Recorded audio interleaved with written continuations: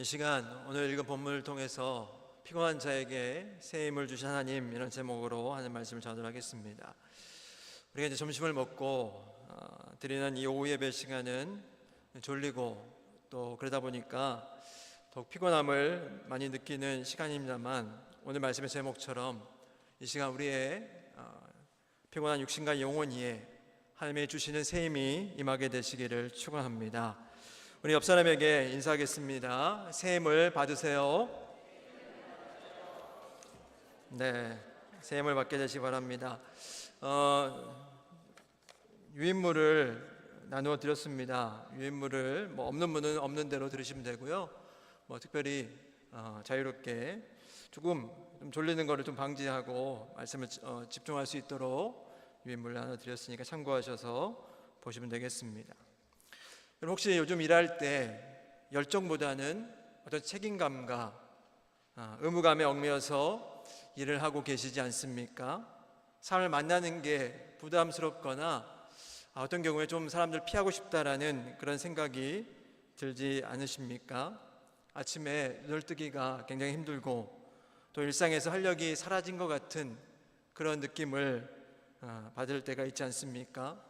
내가 열심히 노력해서 불구하고 내 일이나 내 삶의 만족이 없다고 느껴지고, 가끔은 모든 것을 다 내려놓고 싶은, 그래서 훌훌 떠나고 싶은 그런 생각이 들지 않습니까?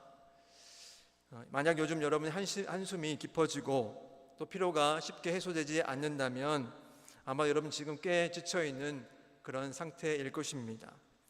여러분, 그러나 너무 걱정하지 마시기 바랍니다. 사실 우리 대부분이 다 그렇습니다.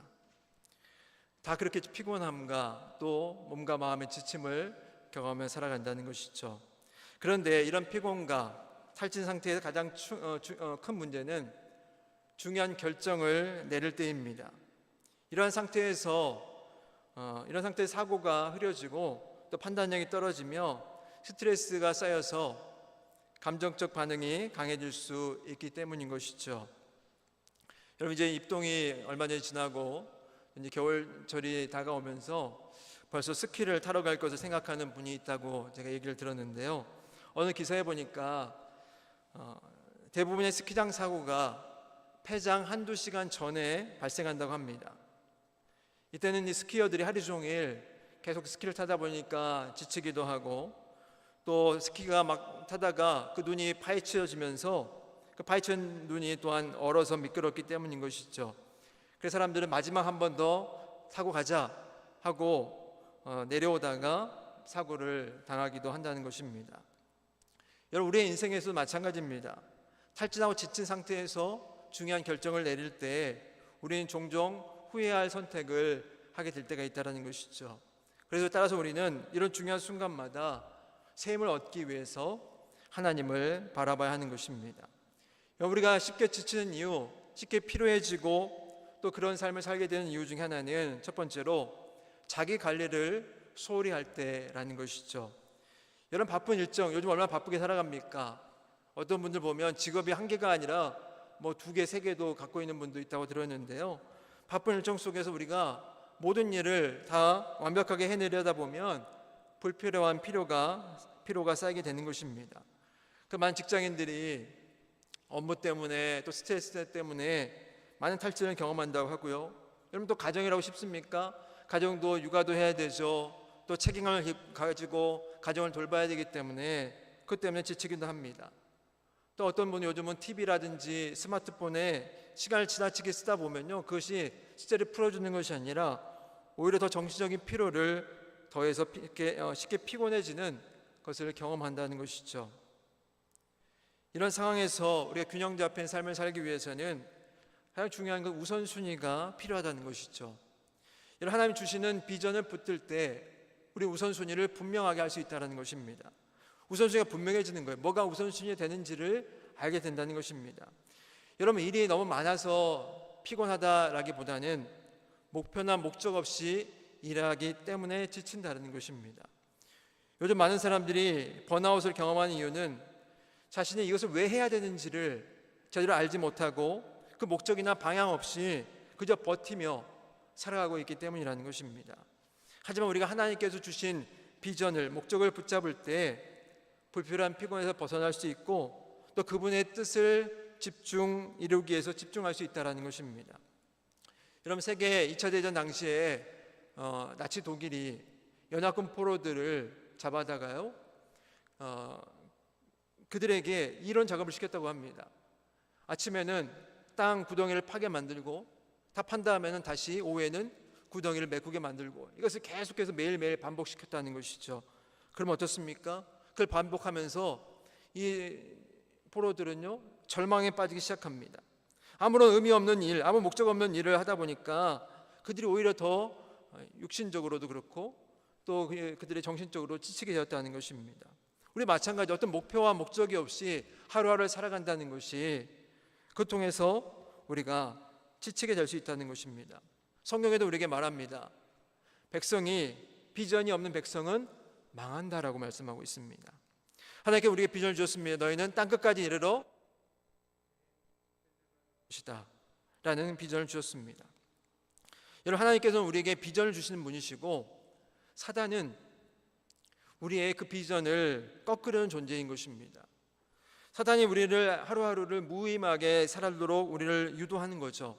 그래서 목적의 삶의 의미 없이 그냥 적당하게 살도록 우리를 이끌지만, 우리가 하나님 주신 비전, 우리를 향한 하나님의 그 계획과 비전을 붙잡을 때 우리 비로소 진정한 그 의미에 있는 삶을 살 수가 있는 것입니다. 저시 목회자로서 부름받아서 사역을 하면서 우선순위를 바로 세우려고 노력하고 있습니다. 목회로 살면서요, 다른 사람이 다 하는 것도 할 수도 있는 것도 아니고 또 모든 일을 다 할 수도 없고 모든 일을 다 잘할 수도 없는 것이죠. 그래서 우선순위를 정해놓고 그 우선순위에 맞는 일들을 먼저 우선적으로 해나가야 하는 것입니다. 하나님께 주신 비전을 우리가 붙잡게 될 때 우리는 시간 낭비 없이 하나님의 뜻에 집중할 수가 있는 것입니다. 여러분, 두 번째는요, 회개하지 않는 우리의 죄로 인해서 우리 영혼이 무거워질 때 우리는 쉽게 피곤해진다는 것입니다. 우리 이사야 59장 1, 2절 말씀을 한번 함께 읽어보겠습니다. 여호와의 손이 짧아 구원하지 못하심도 아니요 귀가 둔하여 듣지 못하심도 아니라 오직 너희 죄악이 너희와 너희 하나님 사이를 갈라놓았고 너희 죄가 그의 얼굴을 가리워서 너희에게서 듣지 아니하시게 함이니라. 아멘. 우리의 죄악이 하나님과 그 사이를 갈라놓았다고 말씀하는 거죠. 우리의 영혼이 평안과 쉼을 얻게 되려면 하나님께 나와서 우리의 죄를 고백하고 회개해야 한다는 것입니다. 여러분, 어떤 아이가 있었는데요, 이 어린 아이가 정말 아버지가 유품으로 소중히 간직해 왔던 굉장히 귀한 도자기를 어느 날 놀다가 실수로 깨트려 버립니다. 근데 그 아이는 그 도자기를 깨트린 다음에 그것을 막 몰래 치워놓고 방에 들어가서 숨어 있는데, 정말 아버지가 그것을 알게 되면 화가 하내실까 봐 두렵고 또 자신이 이런 큰 실수를 했다는 게, 그래서 아버지가 실망하실까 봐 마음의 죄책감이 그의 마음을 짓눌렀습니다. 한참을 이 아이가 고민을 했습니다. 어떻게 할까. 그러다가 마침내 이 아이가 눈물을 머금고 아버지에게 다가가서 도자기 깨진 조각이 도자기를 내밀면서 아버지 죄송해요, 제가 실수로 이것을 깨트렸어요, 잘못했어요 라고 아버지에게 이 얘기합니다.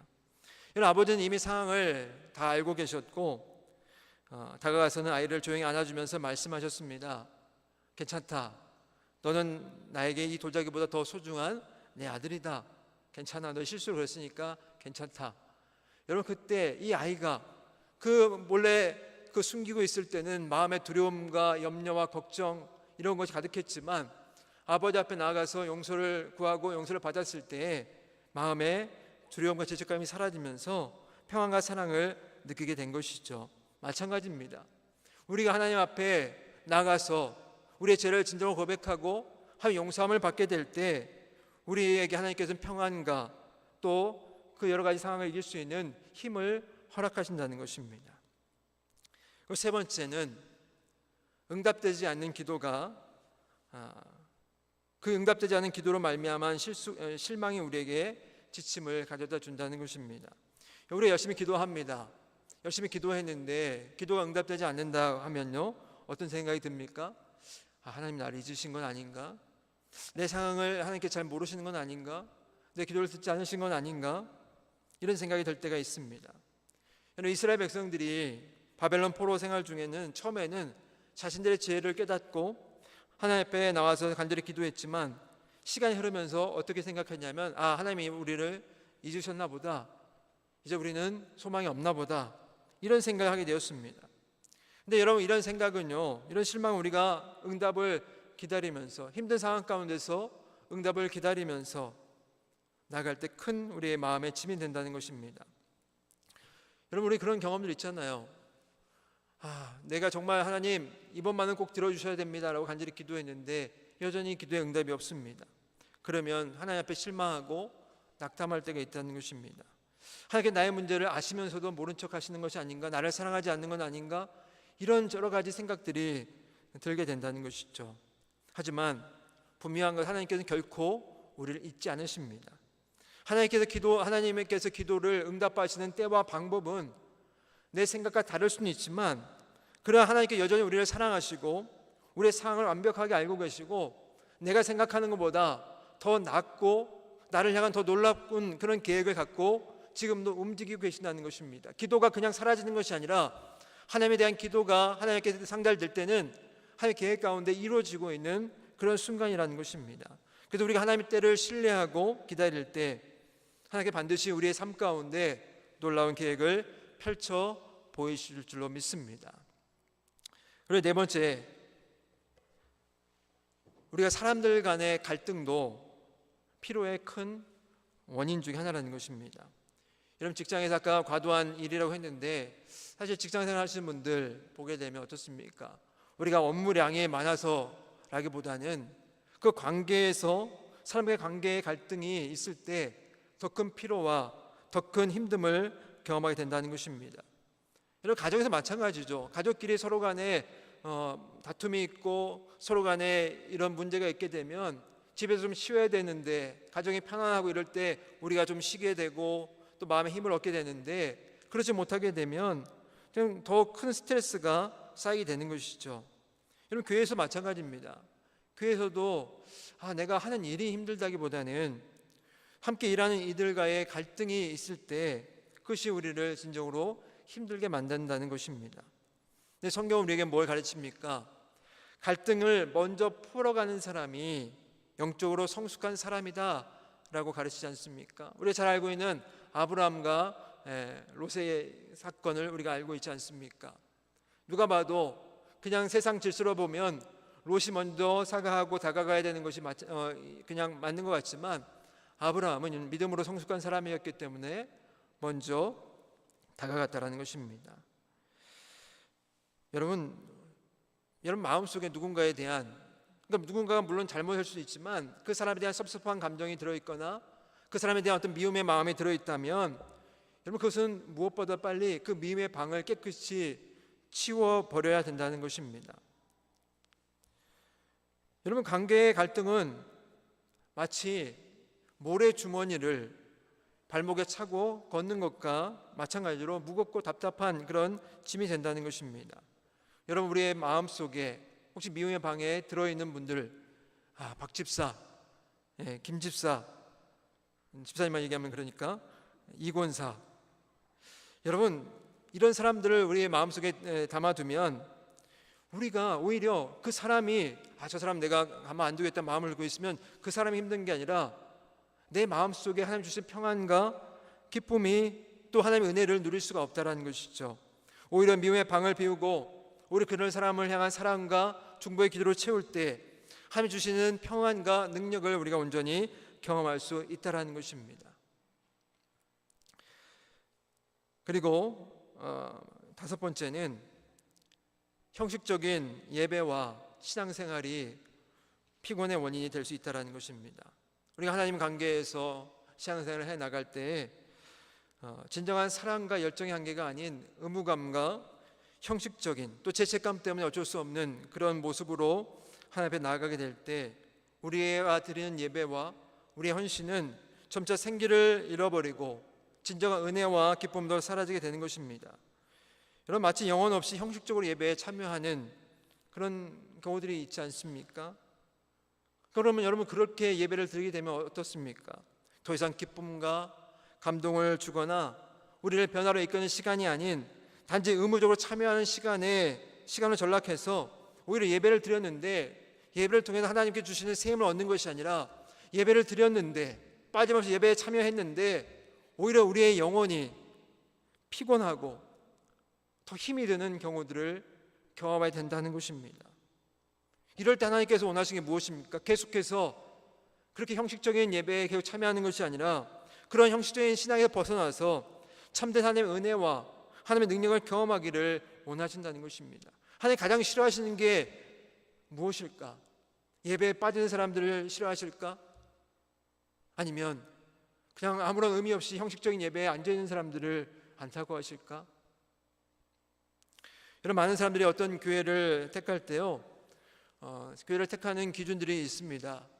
요즘은 당연히 교회가 어느 정도 규모가 돼야 되고, 또 주차장도 해서 주차하기도 쉬워야 되고요, 또 교회 프로그램이라든지 또 교회 집에서 어느 정도 거리가 걸리는지 이런 것들을 고려해서 교회를 선택하지만, 진정으로 은혜를 누릴 수 있는 그런 예배와 설교가 있는 교회를 선택하는 것이 얼마나 중요한 일인가라는 것을 생각해 볼 수가 있습니다. 또 어떤 이들은요, 내가 하나님의 은혜를 기대하면서 감사의 마음으로 하나님의 일에 참여하는 것이 아니라 단지 내가 좀 뭔가 도움이 될까? 도움을 주려는 그런 마음으로 교회 사역을 참여하기도 합니다. 그다음에 이렇게 여러분 참여하다 보면요, 결국 시험에 들고 지치게 되어 있습니다. 우리에게는 진정한 은혜와 감동이 있는 예배뿐만 아니라 사역도 필요하다는 것이죠. 사역 가운데 내가 하나님의 사역을 하면서 해주시는 은혜를 경험하지 못하면 그냥 내 열심만으로 하게 되면요, 그걸 통해서도 오히려 하나님 일을 하다가 시험대에 드는 경우들이 많이 있지 않습니까? 여러분, 이런 여러 가지 요소, 시간 짧게 5가지만 살펴봤습니다만, 이런 여러 가지 요소가 우리를 피곤하게 만들고 지치게 만듭니다. 근데 우리가 이런 피곤과 이런 피로를 극복하기 위해서 해야 될 것은 뭐냐면 하나님의 능력을 깊이 묵상하는 일인 것입니다. 여러분, 세상에서는 피곤하면 뭐라고 얘기합니까? 그래, 잠시 휴가 좀 다녀와, 좀 잠깐 며칠 쉬어, 이렇게 얘기합니다. 물론 휴식과 휴가가 우리의 삶에 필요하죠. 그래서 조금 지친 몸과 마음이 어느 정도는 도움을 받을 수가 있습니다. 그러나 만약 이런 휴가와 휴식이 피곤의 근본적인 문제를 해결해 준다면 서구 선진국처럼 휴가가 많은 나라 사람들은요, 이 피로와 스트레스 문제에서 자유로워야 하는데 그렇지 않다는 것입니다. 그런 나라들도 여전히 사람들이 우울증에 빠져 있는 경우도 있고 또 자살률도 높은 그런 경우들도 많다는 것입니다. 그래서 휴식이나 휴가 같은 것은 잠시 쉬는 시간을 줄 뿐 어떤 근본적인 해결책이 될 수가 없는 것이죠. 여러분, 하나님께서는 우리의 삶 가운데 우리가 문제를 만날 때 그 문제로부터 도망치지 않기를 원하고 계십니다. 대신 그 문제가 있지만 문제를 없애주는 것이 아니라 그 문제를 해결할 수 있는 그런 힘을 우리에게 주시고자 한다는 것입니다. 우리가 운동 경기를 열심히 하다 보면 잠시 벤치에 나와서 쉬게 되는 경우가 있어요. 물론 어떤 경기는 한번 나가면 다시 들어가지 못하는 경기도 있지만, 그러나 우리가 다시 좀 쉬었다가 다시 힘을 얻고 또 경기에 참여할 수 있는 그런 경기들이 있지 않습니까? 하나님은 우리가 그냥 한번 지쳤다고 쓰러져서 포기하는 것이 아니라 다시 하나님께 주신 힘을 얻고 나가서 그 경기에 승리하기를 원하신다는 것입니다.